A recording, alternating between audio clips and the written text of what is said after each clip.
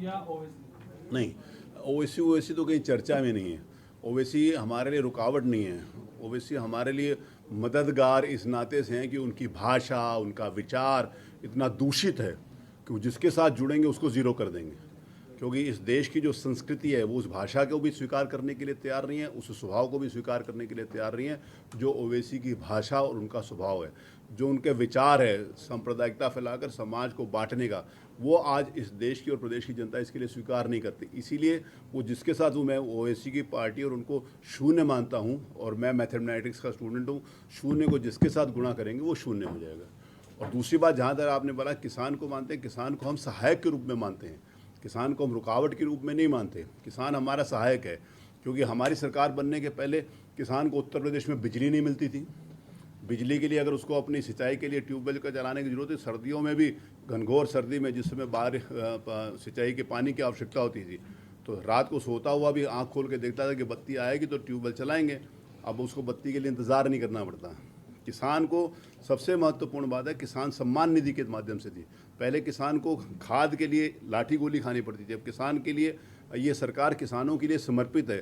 किसान हमारा मेन सहयोगी है सरकार बनाने के लिए, बाधा नहीं है।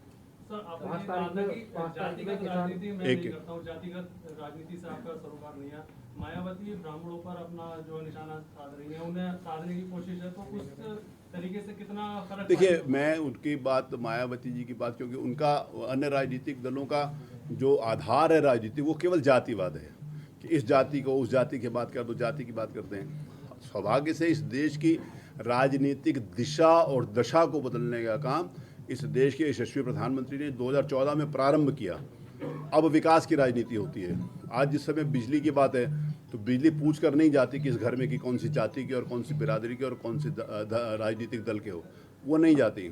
अब मायावती जी 4.5 साल तक पता नहीं कहाँ गायब थी। मेरे ख्याल है मीडिया में भी नहीं दिखाते थे और वो भी नहीं होता था। अब उनको अपनी प्रेजेंस बनाने के लिए जो जाति के नाम के ऊपर तिलक तराजू और तलवार के नारा देती थी, जो इस दो राजनीतिक दल मिलकर, समाजवादी पार्टी और बहुजन समाज पार्टी ने जिस समय मिलकर सरकार बनाई थी, तो इन्होंने एक नारा दिया था कि मिले मुलायम काशी राम, हवा में उड़ गए श्री राम। तो ये उनका ही नारा था। तो आज वोट के लिए लोग बेवकूफ़ नहीं है देश और समाज के अंतर्गत, आप कुछ भी करेंगे। वो उनके पार्टी के नेता जो ये सम्मेलन, ब्राह्मण सम्मेलन कर रहे हैं, हमारे एक बहुत वरिष्ठ नेता ने बहुत अच्छी बात कही थी कि मायावती जी जिनको अपने पास उन्हीं को नहीं बिठा सकती, वो दूसरों का सम्मान क्या बचा पाएंगे। जिनकी कुर्सी केवल अकेले लगती है और बाकी सब ज़मीन के ऊपर बैठ